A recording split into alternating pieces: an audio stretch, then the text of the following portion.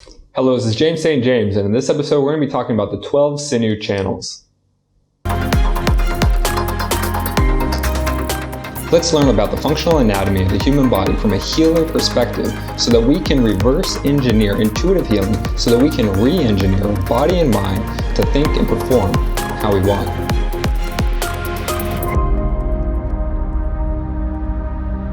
The extracellular matrix, or fascia, is a collagen structure that gives all things in the body their shape and connects them together. You can think of it like a spider web, and just like a spider web, it's incredibly strong and flexible.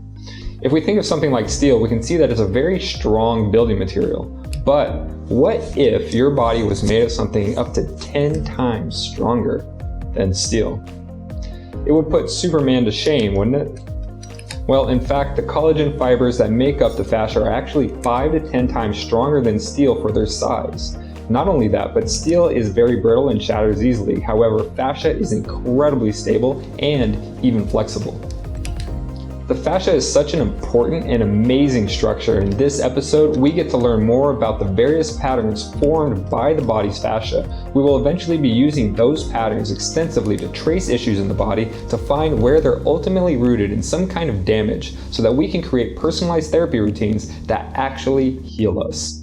Because the degeneration of the fascia is associated with stress and the degeneration of tissues, damage to the fascia can easily lead to things like weakened organs, irritability, disrupted thinking, and physical disabilities.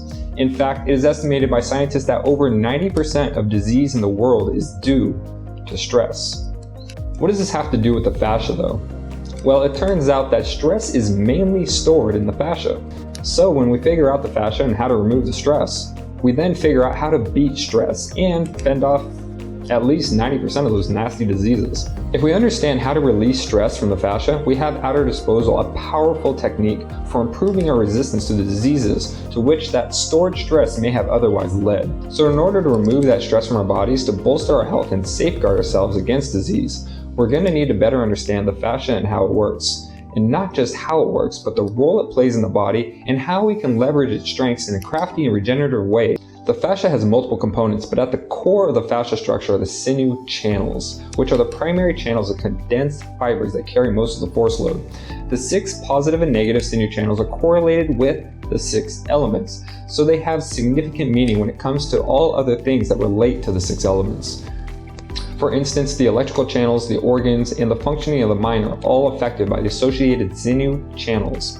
The sinew fascia channels even innervate the organs directly where they pass through the abdominal area, thus having a direct relationship on the performance of the organs. Through better understanding the patterns of the fascia, we'll be able to trace damage, possibly to the organs and throughout the body. Tracing damage is a mode of analysis that we will be learning about in a future episode of the series, and is the ultimate point of learning about the sinew channels and the other components of the body that I'm sharing in the series. With a sound and basic understanding of the body, we can go and apply what we have learned to trace our health problems to the root issues, to create recovery strategies and health routines to resolve those issues and restore our bodies and minds back to how they were when we're young. Well, plus a little experience and wisdom that we gathered throughout the years. So let's go over the chart of the sinew channels for each of the elements one by one for each of the negative and the positive sinew channels. The first is the earth element. For the earth element, we have the positive channel traversing up the front region of the body. Furthermore, the negative channel also runs the entire front side of the body. In a way, the earth channel roots us to the ground, and its function is dedicated to the nurturing processes. As a little side note, the front of our body is sensitive and is used mostly for consumption and relating to things outside of ourselves, such as through speaking or even hugging. It is the side that we use to nurture ourselves and others, which is a yin or feminine or even negative characteristic. When we turn our back, it is generally to protect the body, which is a yang, masculine, or positive characteristic. Real quick, I say yin and yang because the fundamental concepts of negative and positive polarity were originally coined, as far as history is concerned, in the yin-yang theory used in ancient China. This theory believes that all things in the universe have a feminine and masculine aspect, which helps us to characterize and understand the modes of function of those things in relation to a cooperative whole. As you can see from the Earth sinew channels being located on the negative yin side of our bodies, Earth governs our nurturing side. and this is not a one-of characteristic, as you'll see many repeated examples of this theme in various characteristics of many biological concepts. So if your body lacks nurturing, or you feel disconnected from the earth or other people, it may be due or lead to damage in your earth element channel. The next element is water. Water positive runs pretty much the opposite to the earth positive channel, spanning the entire back of the body. The negative water channel also runs up the back, but on the inside it actually comes up the spine to the base of the skull.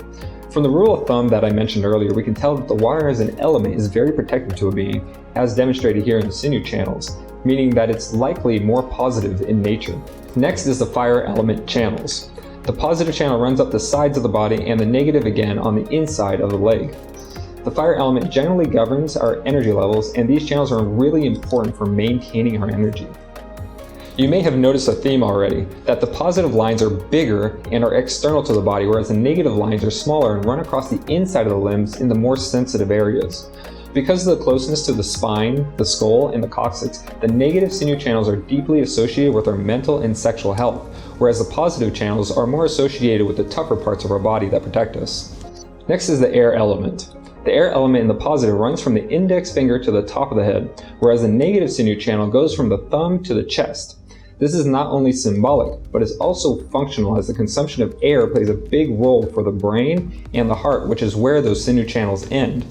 The heart and the brain are the main two places that require oxygen more than anywhere else in the body. The sinew channels seem to be able to give some kind of mechanical feedback loop to the physiological aspect of the lungs' oxygenation of the blood, which is also associated with the air element. The next element is light. The light element positive line runs across the back of the shoulders and all the way up the side of the head, as well as down the side of our arm to the pinky finger. The negative line runs from the chest into the armpit, then down the inside of the arm, also ending in the inside of the pinky finger. Real quick, this is a little example of how we can relate the sinew channel to something else related to that element, like an emotion. The negative channel on the inside of the arm is associated with the heart, and the heart, as an organ, is associated with the emotion of joy. Therefore, we can understand that joy is the associated emotion for the negative light channel.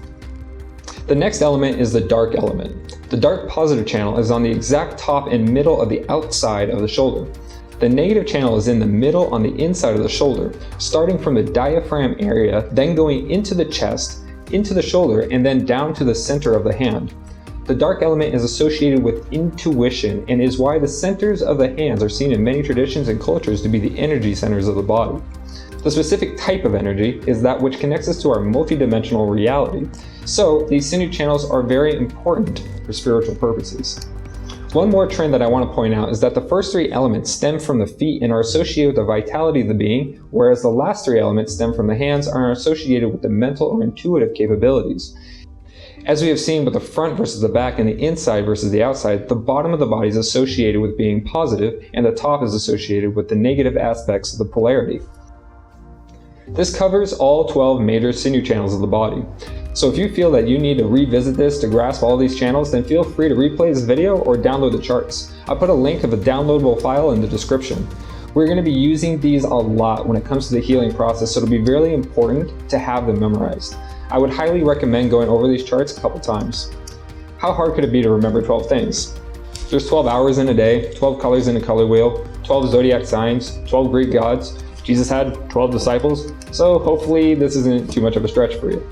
I know you're probably asking, why did I just learn this? How do I use this information? The way to understand how to heal using the fascia is by looking at the sinew channels in combination with the muscles, as well as something called the spiral fascia patterns and another concept, the mechanical force vectors present in the body. Analysis of these four things will allow us to infer which lines and intersections will be critical targets in our healing strategies. However, we have not yet covered the spiral fascia patterns or the force vectors. So let's jump over to the next episode so that we can add those to our mental toolbox and get one step closer to creating effective strategies to heal our mind and our body. If you want to learn more about the body and mind, then feel free to check out the other videos in this channel or subscribe. And if you have a question about anything, then drop it in the comments and I'll do my best to answer it. I'll see you in the next video.